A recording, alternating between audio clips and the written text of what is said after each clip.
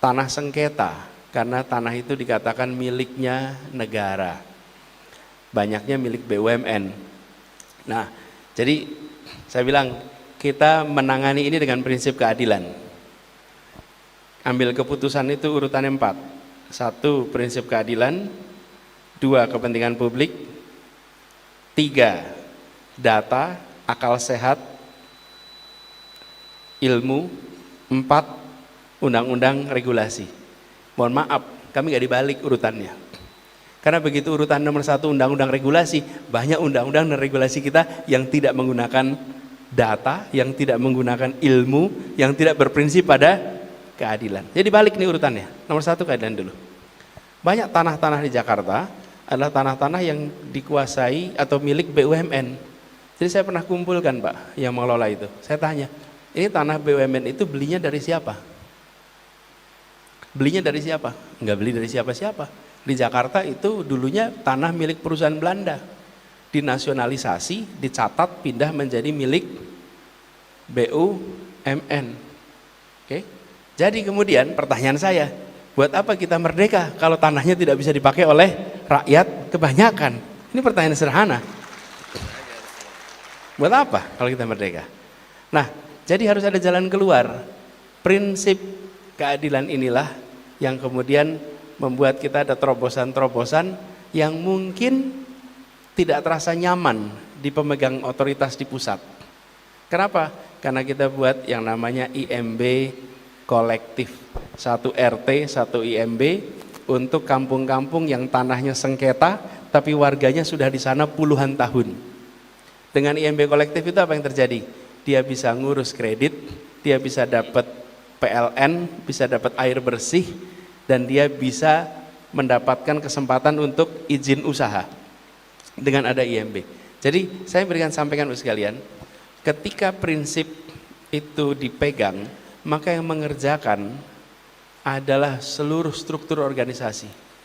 Nah, hari ini kita menyaksikan bahwa banyak sekali kebijakan-kebijakan yang tujuannya baik, tetapi tidak secara serius memikirkan siapa dapat apa, berapa besar, kapan, di mana.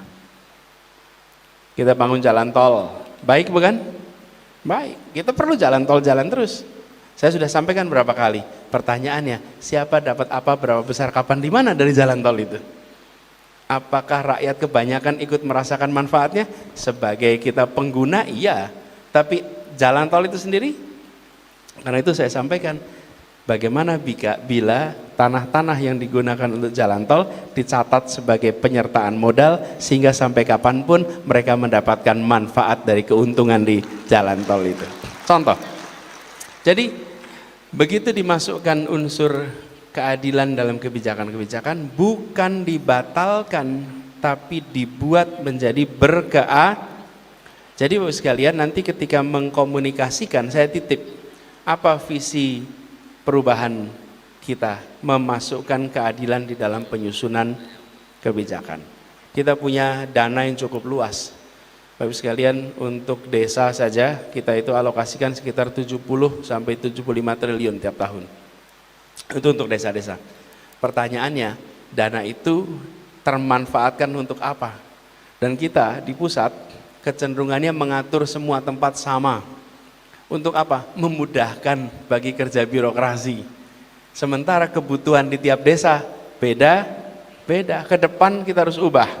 Setiap desa memiliki otoritas untuk bisa menggunakan sesuai dengan kebutuhan yang ada di desanya. Sehingga dana itu menjadi optimal. Nah, kecenderungan di Jakarta adalah simetris. Di semua tempat kebijakannya sama, memudahkan bagi kita, tapi tidak memudahkan bagi masyarakat. Jadi saya berharap Bapak Ibu sekalian, pesan tentang keadilan, pesan tentang kesesuaian, kesetaraan, sesuai kebutuhan, itu betul-betul menjadi pesan yang Bapak Ibu berkenan untuk gaungkan. Lalu Bapak Ibu sekalian, kita juga menyaksikan bahwa kita ada ketimpangan yang luar biasa. Di dunia ini selama 4 dekade kita melihat ketimpangan antar negara menipis. tapi ketimpangan dalam negeri melebar. Indonesia hari ini masuk di dalam rombongan G20. Itu artinya kita salah satu negara 20 perekonomian terbesar. Kan kira-kira gini, kenapa sih kok ada G20? Ini kalau rapat di PBB 180 negara lebih, itu kalau rapat rumit sekali. Karena semuanya punya pendapat. Semua punya pendapat. Akhirnya susah ngaturnya. Terus yang punya perekonomian kumpul, udah gini, 85% perekonomian itu dikuasai 20 negara. 85% perekonomian dia itu ada di 20 negara. Udah, kita aja yang 85% ini rapat sendirian aja. Nggak usah rapat ngajak 180-an negara. Karena ekonominya kecil, pengaruhnya kecil, tapi rapatnya rame betul. Kira-kira begitulah sederhananya. Udah, yang 85% kumpul, terkumpul lah ini 20 negara, namanya G20. Indonesia masuk dalam G20. Tetapi kita masuk 20 negara terbesar, lihat kondisinya. Tiongkok, India, Indonesia. Kota-kota besarnya maju setara dengan kota-kota besar negara industri, tapi kota besarnya dengan pedesaannya timpangnya luar biasa. Di Tiongkok dialami, di India dialami, di Indonesia juga dialami. PR kita bukan semata-mata membawa Indonesia lebih tinggi di dalam ranking dunia, tapi PR kita sesungguhnya adalah memastikan bahwa daerah-daerah memiliki kesetaraan dengan perkotaan. Kita ingin nanti Indonesia menjadi perekonomian nomor 5, nomor 4 di dunia, ingin, tapi jangan besarnya itu hanya di Jabodetabek. Kita ingin besarnya di seluruh Indonesia.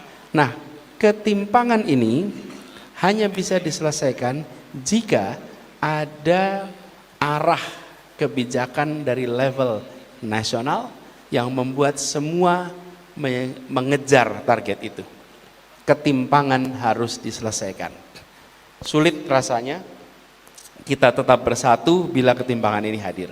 Jadi itu Bapak Ibu sekalian pesan yang kami harap bisa Bapak Ibu bantu untuk gaungkan.